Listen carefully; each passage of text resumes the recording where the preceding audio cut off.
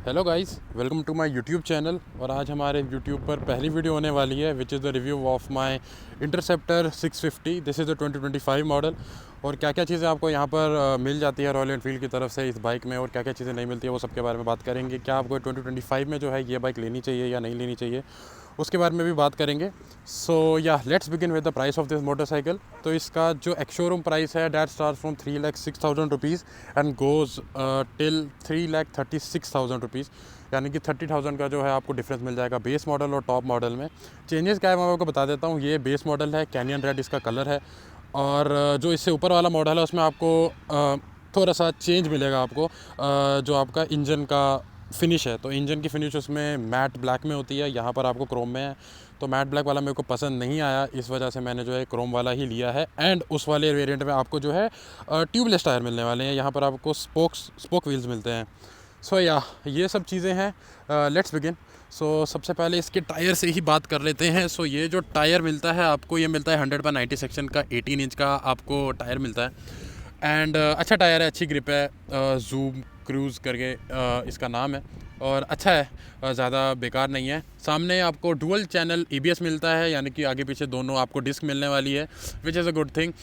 सामने की डिस्क का साइज़ है 340 mm। सो इसकी ब्रेकिंग कैसी है वो हम राइड रिव्यू में बात करेंगे।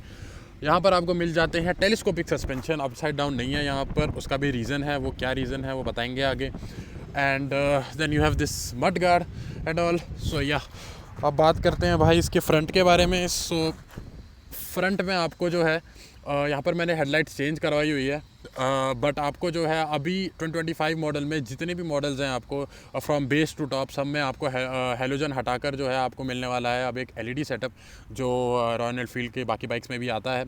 टू बी ऑनेस्ट उसका थ्रो इतना खास नहीं है, बिल्कुल ही बेकार थ्रो लगा मेरे को, इस वजह से मैंने जो है ये हेडलाइट चेंज करवा ली और फॉगलाइट्स भी इंस्टॉल करवाई। इनका थ्रो अच्छा है। मूविंग फॉरवर्ड आपको यहाँ पर जो टर्न सिग्नल्स है वो हेलोजन मिलने वाले हैं। इनफैक्ट आपको हेडलाइट के अलावा जितने भी यहाँ पर लाइट्स हैं वो सारी की सारी आपको मिलने वाली है हेलोजन। सो या दैट्स वन थिंग। बात करते हैं भाई, अब आगे बढ़ते हैं इसके इंजन के बारे में। जो मेन हाईलाइट है, one of the main highlights of this bike is its engine. So सबसे पहले तो मैं आपको भाई इसको ऊपर से दिखाता हूँ। ये देखो भाई कितना बाहर को आ रहा है इंजन, बहुत बड़ा इंजन है।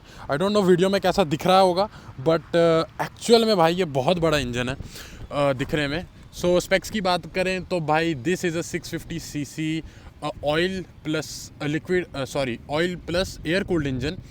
और आपको यहाँ पर जो पावर फिगर्स है वो होती हैं 47 PS of power and 52 Nm of torque. तो भाई बहुत ज़्यादा क्रेजी नंबर्स हैं ये। इस प्राइस सेगमेंट में तो भाई किलर है एकदम भाई, ये स्पेक्स आपको प्रोवाइड कर रही है। सो या काफ़ी बड़ा इंजन है भाई, काफ़ी बल्की इंजन है, भारी इंजन भी है। And it is a dual cylinder engine. तो आपको 2 एग्जॉस्ट दिख ही रहे होंगे, जो अगेन इसका एक और हाईलाइट है, उसके बारे में भी हम अब बात करेंगे। यहाँ पर आपको फुटपैक्स मिल जाते हैं। जो फुटपैक्स है इस बाइक के, सो वो ज़्यादा पीछे नहीं है, ज़्यादा आगे भी नहीं है, एकदम मीडियम लेवल पर है। तो अगर आप टूरिंग वूरिंग कर रहे हो तो आपको कोई दिक्कत नहीं होने वाली है इतनी खास। मैं भी गया था, अच्छी खासी 3-6 घंटा में चला कर आया, मेरे को कोई भी दिक्कत नहीं हुई यहाँ पर। एंड देन आपको पिलियन के फुटरेस्ट भी मिलते हैं जो ऐसे पीछे हो जाते हैं। Then you are seeing this, यहाँ से आपका ये हेडर निकल रहा है। Then there is this stainless steel finish में, आपको यहाँ पर क्रोम फिनिश में मिल रहा है इसकी पूरी bend pipe. And then there is this exhaust भी इसके बहुत ज़्यादा हाईलाइट में रहते हैं। हालांकि this is the stock exhaust, but जो आफ्टर मार्केट एग्जॉस्ट हैं भाई वो ज़्यादा बिकते हैं। सो या दैट्स वन थिंग। अब बात करते हैं भाई इसके पीछे वाले सस्पेंशन की। तो दिस इज़ आपको डुअल सस्पेंशन पीछे मिल जाता है, मोनोशॉक नहीं है इसमें, इसका फ्रेम अलग है। सो या दैट्स वन थिंग। पीछे की टायर की बात करें, सो पीछे आपको सीएट का टायर मिल रहा है, वही सीएट जूम क्रूज़ करके। और इसका सेक्शन मैं आपको बताता हूँ। Okay, this is a 130/70 18 inch का टायर। तो 18 इंच का टायर आगे भी है पीछे भी है, 130/70 है। पीछे से अगर आप लुक देखोगे तो अच्छी लुक है, इतना मोटा भी नहीं लगता टायर, ज़्यादा पतला भी नहीं लगता, अच्छा लुक आता है, कॉम्प्लीमेंट करता है पूरी लुक को। ये रहा पीछे का मड गार्ड, यहाँ पर आपकी हेडलाइट आएगी, अगेन हेलोजन हेलोजन हेलोजन, सारी लाइट्स पीछे में हेलोजन ही है। Here is a silencer. And यहाँ पर आपका क्लच है। क्लच जो है गियर बॉक्स की हम राइड रिव्यू में बात करेंगे। कमिंग टू द सीट, तो सीट में मैंने यहाँ पर थोड़ी सी फोमिंग जो है वो सब चढ़ा रखी है, बट जो ओरिजिनल सीट है टू बी ऑनेस्ट वो सिटी में ठीक है, सिटी राइड्स के लिए ठीक है, बट अगर आप चाहते हो कि लॉन्ग टूरिंग करो तो लॉन्ग टूरिंग के लिए आपको या तो टूरिंग सीट डलानी पड़ेगी रॉयल एनफील्ड की, या फिर जैसे मैंने फोम चढ़ाया वैसे चढ़ाओगे तो बेटर रहेगा। Then coming to the tank, so tank जो है वो आपको मिल जाता है 13.7 लीटर्स का टैंक है और अच्छी खासी कैपेसिटी है 13.7, कंसिडरिंग द फैक्ट कि इसकी माइलेज भी कम ही है, 650 सीसी की कितनी होती है माइलेज, तो इसकी माइलेज भी कम ही है, तो 13.7 में आपको बार बार रिफिल नहीं करना पड़ता, कन्वीनियंट रहता है। सो या दैट्स वन थिंग। मिरर मैंने इसके चेंज करा रखे हैं, जो ओरिजिनल मिरर है उनका भी व्यू जो है वो ठीक ठाक है। Then coming to the switch gear quality, तो स्विच गियर क्वालिटी एक्चुअली अच्छी है भाई, इससे पहले वाली जो आपको मिलती थी उनमें इतनी अच्छी स्विच गियर क्वालिटी नहीं थी, बट इसमें जो आपको अच्छी स्विच गियर क्वालिटी मिलती है, ये जितनी भी 650 सीसी की पूरी लाइनअप है रॉयल एनफील्ड की उसमें सेम ही अब आने लगा है। पहले सुपर मीटर में आया था, अब इंटरसेप्टर जीटी सब में सेम ही आता है। सो बता देता हूँ क्या क्या आता है। यू हैव दिस पास और हाई बीम लो बीम का है, आपको यहाँ पर इंडिकेटर्स मिल जाते हैं, हॉर्न मिल जाती है, then there is a kill switch and hazard light, ज़्यादा कुछ नहीं मिलता है आपको यहाँ पर। इंस्ट्रूमेंट क्लस्टर द ओजी, तो भाई बहुत ही सेक्सी लगता है मेरे को तो ये वाला। सो डुअल आपको कंसोल मिलता है, डुअल क्लस्टर है यहाँ पर आपको स्पीड है, और यहाँ पर मैं ऑन करके आपको दिखा देता हूँ। सो पूरी जो है एक राउंड मार कर आती है भाई ये सुई, और यहाँ पर आपको फ्यूल इंडिकेटर है, आपके पास ओडोमीटर है, यहाँ पर आपके इंजन चेक लाइट्स, ABS ये सब है, and there is this RPM meter. So ज़्यादा कुछ नहीं है यहाँ पर। एक और चीज़ है भाई इस बाइक की, वो है भाई इसमें ट्रैक्शन कंट्रोल नहीं मिलता है। हालांकि इसकी जो पावर डिलीवरी है वो एकदम KTM ड्यूक जैसी नहीं है, 390 जैसी नहीं है कि एकदम फटाक से जो है आपकी व्हीली उठ जाएगी, व्हीली पॉप करने वाली मशीन नहीं है ये थोड़ी एंजॉय करने वाली मशीन है। टॉप स्पीड की बात करें 170 किलोमीटर पर आवर की टॉप स्पीड ये क्लेम करी हुई है, और 25 किलोमीटर पर लीटर का इसमें माइलेज जो है वो क्लेम कर दी है कंपनी। मेरे को अराउंड 22-23 मिल रहा है जब मैं बैक इन जम्मू था तब, और अभी तो आई थिंक 20 मिलता होगा। अगर आपको बेंगलोर के ट्रैफिक में चलाना है तो भाई डेफिनेटली आपको 20 ही मिलेगा, 20 से ऊपर 21 यही मिल रहा होगा मेरे को भी। सो या दैट्स वन थिंग। अभी जो है भाई एक काम करते हैं, इसकी मैं आपको हॉर्न सुना देता हूँ। तो डुअल हॉर्न मिलती है भाई आपको यहाँ पर, काफ़ी लाउड है, कोई इश्यूज़ नहीं है हॉर्न में। अब ये काम करते हैं, अभी मैं अपना मोटो व्लॉग सेटअप स्टार्ट करता हूँ, उसको सेट करता हूँ, उसके बाद मैं आपको इसका एग्जॉस्ट नोट सुनाता हूँ, and then will ride this motorcycle, और राइड इसके रिव्यू कैसा है, राइड इंप्रेशंस कैसे हैं उसके बारे में बात करेंगे, और मेरे खुद के पर्सनल एक्सपीरियंस की भी बात करने वाले हैं। ओके गाइस, मौसम अभी ख़राब हो रहा है, बारिश पड़ने वाली है, कैमरा एंगल मैंने सेट कर दिया है। अभी सीधा भाई इसका एग्जॉस्ट नोट सुनाता हूँ, और उसके बाद जो है इस बाइक को हम करते हैं राइड। सो सबसे पहले भाई इसको हम डालते हैं न्यूट्रल पे। ओके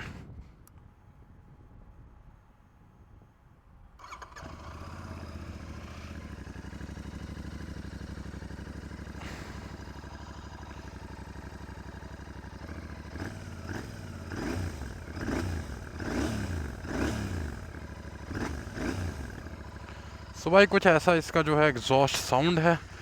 ड्रिजलिंग होने लग गई है और मेरे को जल्दी से अपना व्लॉग जो है ख़त्म करना पड़ेगा। So let's go. सो भाई स्टार्ट ही इसका भाई ऑफ रोड से हो गया है, थोड़ा बहुत अभी आगे और ऑफ रोड आने वाला है। सो या भाई बारिश पड़ रही है, बारिश क्यों पड़ रही है, मेरा कैमरा वाटरप्रूफ नहीं है। सो भाई इसके सस्पेंशन की बात करते हैं सबसे पहले।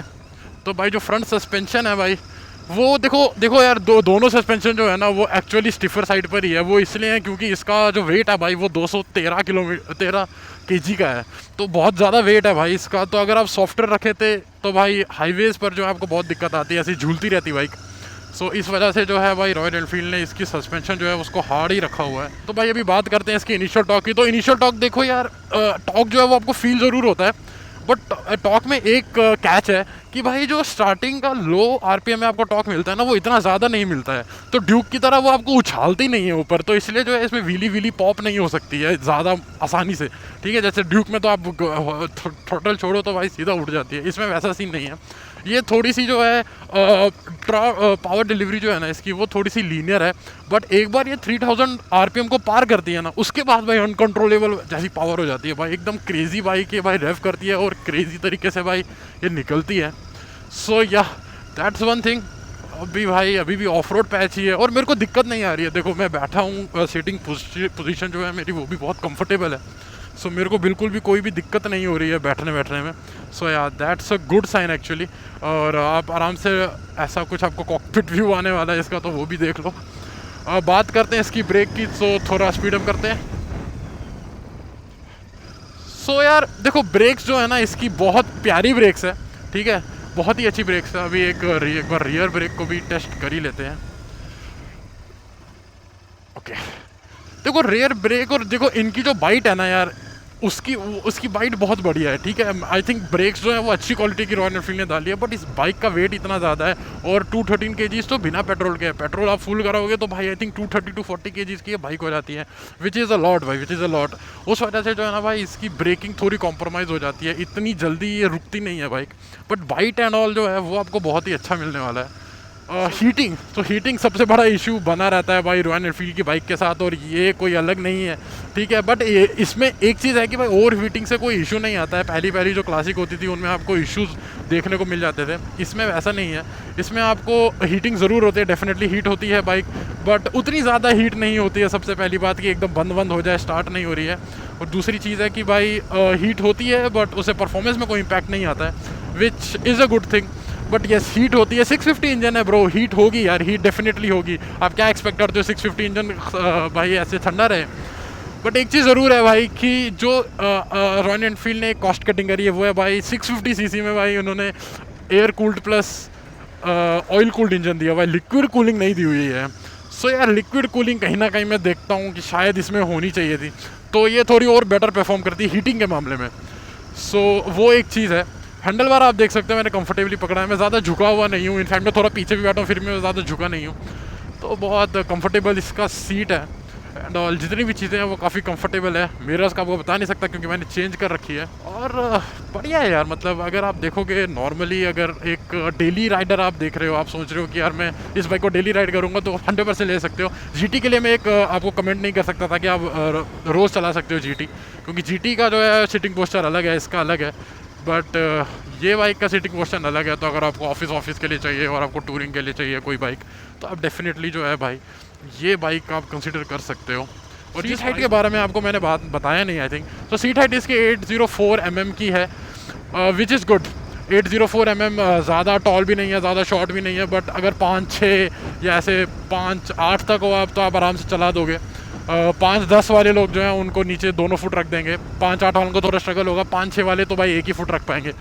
सो वो चीज़ कंसिडरेशन में लेना। हंटर जो है उसका 780 mm है, तो वो 5-6 वाले लोगों को चल जाती है, बट ये इसका थोड़ा सा हाइट ज़्यादा है। इंस्ट्रूमेंट क्लस्टर भाई, एक चीज़ इसमें कि इंस्ट्रूमेंट क्लस्टर में मिसिंग है, वो है गियर पोजीशन इंडिकेटर। अब मेरे को इतना वो मतलब इतना मेरे लिए ज़रूरी नहीं है, बट अगर आपके लिए ज़रूरी है तो या वो एक कॉम्प्रोमाइज़ आपको करना पड़ेगा कि भाई इसमें गियर पोजीशन इंडिकेटर नहीं है। तो ऐसे होता है कि यार लोगों को जब वो गियर पोजीशन इंडिकेटर की आदत लग जाती है ना, तो फिर वो गियर पोजीशन इंडिकेटर ढूंढते रहते हैं हर बार।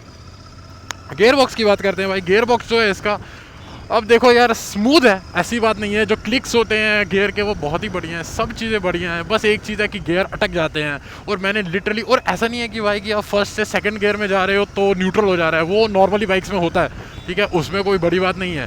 मैं 5th गियर पे होता हूँ और मैं 5th गियर से 6th गियर डाल रहा होता हूँ, और अचानक से पता नहीं न्यूट्रल लग जाता है, मतलब न्यूट्रल हो जाता है और अपने आप फिर 1-2 सेकंड बाद गियर रखता है। और मैं जब रेव कर रहा होता हूँ तो मेरा आरपीएम बढ़ जाता है, तो मैं डर जाता हूँ। ऐसे आप हाईवे पे सोचो 5th गियर में कोई बंदा है 100 की स्पीड पे, और वो अगर 5th से 6th में शिफ्ट हो रहा है कि भाई मैं क्रूज़ करूँगा, तो भाई उसको तो मैं तो डर गया था। जब पहली बार हुआ था मैं डर गया था।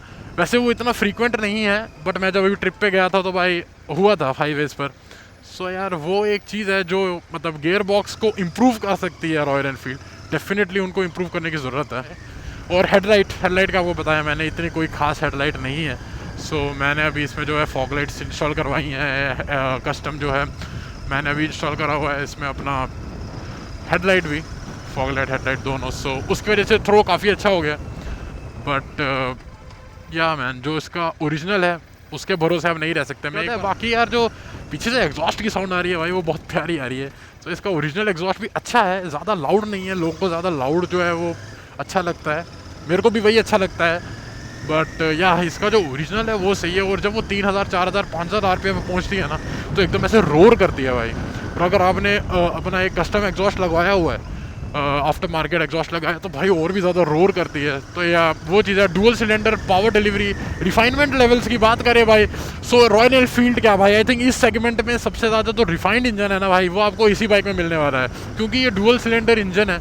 और रॉयल एनफील्ड ने क्या इंजन बनाया है भाई, इसका इंजन बहुत बड़ा हाईलाइट है भाई इस बाइक का। सो या वो एक चीज़ है।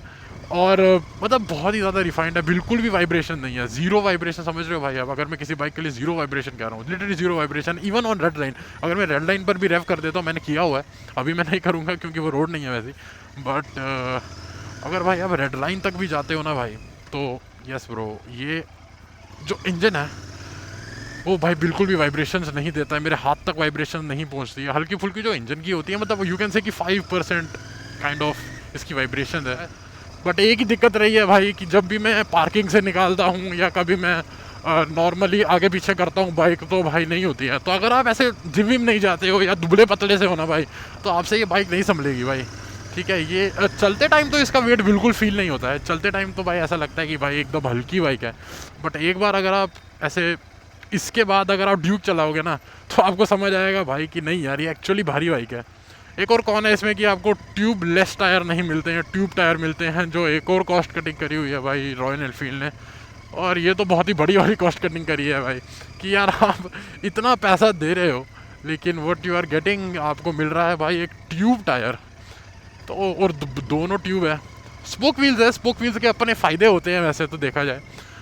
जिनको नहीं पता है उनको नहीं पता होगा, बता देंगे आगे किसी शॉर्ट्स में पर या रील में। बट स्पोक व्हील के अपने फ़ायदे होते हैं एक्चुअली। सो या अभी हम लोकेशन पर आ गए हैं, तो अभी जो है हम वीडियो को कंक्लूड करते हैं और फिर देखते हैं कि भाई किन लोगों को ये बाइक लेनी चाहिए और किन लोगों को नहीं लेनी चाहिए। ऑलराइट, सो भाई ये था मेरी 2025 इंटरसेप्टर 650 का रिव्यू। और आपने देख लिया, जितनी भी चीज़ें मैंने सारी डिस्कस कर ली, राइड रिव्यू कर लिया, सब कुछ कर लिया। तो आप देख सकते हो कि आपको बाइक करनी है नहीं करनी है। प्रोज़ की बात करें तो प्रोज़ सबसे पहले तो भाई इसका इंजन ही होने वाला है। 650 सीसी का बहुत ही तगड़ा इंजन मिलता है आपको। पावर फिगर्स बहुत ही गजब के पावर फिगर्स है, डुअल सिलेंडर इंजन है, रिफाइंड इंजन है, जीरो वाइब्रेशन आपको हैंडल बार पे आती है अगर आप इवन आप रेड लाइन पे जाते हो। पावर डिलीवरी एकदम लीनियर है। सीट इसकी आप देख सकते हो, सीट भी एकदम लीनियर है, तो पीछे अगर आप किसी को बिठा रहे हो और एकदम रेव करोगे तो पीछे गिरने के चांसेस हैं, बट एलिवेशन नहीं है तो वो अच्छा है, कंफर्टेबल चीज़ रहती है। सेकंड हाईलाइट इसका जो बड़ा प्रो है वो है इसके एग्जॉस्ट, जो आप आफ्टर मार्केट लगा के भौकाल मचा सकते हो अपनी सिटी में, अपने मोहल्ले में, बट कॉप से बचकर। सो ये दो चीज़ें जो हैं इसकी एक अच्छी प्रोज में आती हैं। और सस्पेंशन वस्पेंशन के बारे में आपको मैंने बता दिया है। अब इसके कॉन्स के बारे में बात करें तो सबसे पहले हीटिंग, तो हीटिंग जो है भाई वो इस बाइक में होती है, डेफिनेटली होती है, अच्छा खासा हीट हो जाती है बाइक पर, उसमें परफॉर्मेंस ड्रॉप नहीं मिलता है आपको। तो शॉर्ट्स वॉर्ट्स पहनकर या चप्पल पहनकर मत चलाना। क्यों? क्योंकि मैं एक और चीज़ आपको दिखाता हूँ, यहाँ पर देख रहे हो आप, ये जो ब्रेक लीवर है ना, ये बहुत पास है इंजन के, तो आपको हीट जो है वो फील होती है भाई, अपनी टांगों में जो है ना वो हीट फील होती है, ठीक है। तो अगर आप शॉर्ट्स पहनते हो या आपने राइडिंग गेयर्स नहीं पहने हुए हैं तो दिक्कत हो जाएगी आपको, आपको गर्मी लगेगी, इवन आपका पैर जल भी सकता है। तो भाई वो एक चीज़ है, क्योंकि एकदम भाई बड़ा इंजन है, बहुत बड़ा इंजन है और काफ़ी हीट होता है। सेकंड चीज़ जो इसकी है वो है भाई माइलेज। अब माइलेज में मैं कोई कंप्लेंट नहीं कर रहा हूँ, बस हाँ इसकी कम माइलेज है। 25 क्लेम्ड है, 20 to 25 आपको मिलेगी माइलेज। सो आई थिंक कि देखो 650 सीसी अगर आप इंजन ले रहे हो ना भाई, इतनी महंगी बाइक ले रहे हो, इतना बड़ा सीसी का इंजन ले रहे हो, तो mileage shouldn't be a concern for you. Mileage चाहिए तो जाओ भाई स्प्लेंडर ले लो, वो चलाओ, 100 किलोमीटर की माइलेज निकालो। थर्ड थिंग इसकी वेट इसका सबसे बड़ा कौन है भाई, मतलब 213 इंजन भाई, मैं बहुत बार आई नो मेंशन कर चुका हूँ, but yes it is a big con for this. तो अगर आप एक दुबले पतले हो या छोटी हाइट के हो तो आपको डेफिनेटली दिक्कत होने वाली है इसको धक्का वक्का देने में, या ईजी टू मैनूवर नहीं है। आपको स्टार्ट छोटी छोटी डिस्टेंस अगर आप कवर करनी है, जो आप घसीट के कर सकते थे, धक्का दे के कर सकते थे, वो आपको जो है इंजन स्टार्ट ही करना पड़ेगा, और कोई ऑप्शन आपके पास जो है नहीं है। थर्ड चीज़ ये थोड़ा एक और कौन है कि इसमें जो इलेक्ट्रॉनिक्स है वो ज़्यादा नहीं है, ट्रैक्शन कंट्रोल नहीं है। At least traction control I think देना चाहिए था, हालांकि भारी बाइक है तो इसलिए ट्रैक्शन लूज़ करती नहीं है इतना कभी जल्दी, बट फिर भी यार एक एक महंगी बाइक है तो आपको ट्रैक्शन कंट्रोल जो है वो देना चाहिए था। थोड़ी और इन्फॉर्मेशन अगर इंस्ट्रूमेंट क्लस्टर पर होती अगर, तो भाई बात अच्छी हो जाती। मतलब इंस्ट्रूमेंट क्लस्टर पर अगर हम बात करें तो मतलब अच्छा इंस्ट्रूमेंटेशन क्लस्टर है, एकदम बेकार सा नहीं है। पर दिक्कत बस एक ही है कि इसमें जो गियर पोजीशन इंडिकेटर नहीं है, कुछ लोगों के लिए वो एक चीज़ हो सकती है, उनको मैटर करती होगी। सो या वो एक चीज़ है। बाकी सब चीज़ें जो हैं भाई इस बाइक में परफेक्ट है। वर्थ है कि नहीं है, तो वर्थ डेफिनेटली भाई, जो प्राइस है उस पर तो ये डेफिनेटली वर्थ है, और तभी मैंने ली थी यहाँ पर। इंटरसेप्टर 650 जो है जीटी से सस्ती है। इनफैक्ट जितनी भी 4 ट्विन्स हैं, आई थिंक 5 ट्विन्स है, बेयर 650 भी आ गई है। सो 5 ट्विन्स में से जो है ये सबसे ज़्यादा सस्ती है, और इंजन आपको सेम मिल रहा है, लुक्स आपको ख़तरनाक मिल रही है। सो या सही चीज़ है, ये सब चीज़ है। एट लास्ट आपको मैं इसकी की दिखा देता हूँ भाई, इसकी की दिखाना मैं आपको भूल गया हूँ। सो कुछ ऐसी आपको इसकी की मिल जाती है, काफ़ी बेसिक सी की है। यहाँ पर आरी का आपको लोगो मिलता है, और ये डिज़ाइन है, और या ये सब चीज़ें हैं भाई इस film. So guys yeah that is it for this video. अगर आपको ये वीडियो पसंद आई तो do subscribe to my YouTube channel, और आपको ये वीडियो पसंद आई हो तो डेफिनेटली एक लाइक जो है वो इस वीडियो पर दे देना, और कमेंट में बताना कि आपको और क्या क्या कंटेंट चाहिए। अभी और भी बहुत सारा कंटेंट आ रहा है और मैं शूट कर रहा हूँ। So yeah guys, see you in the next video, bye bye.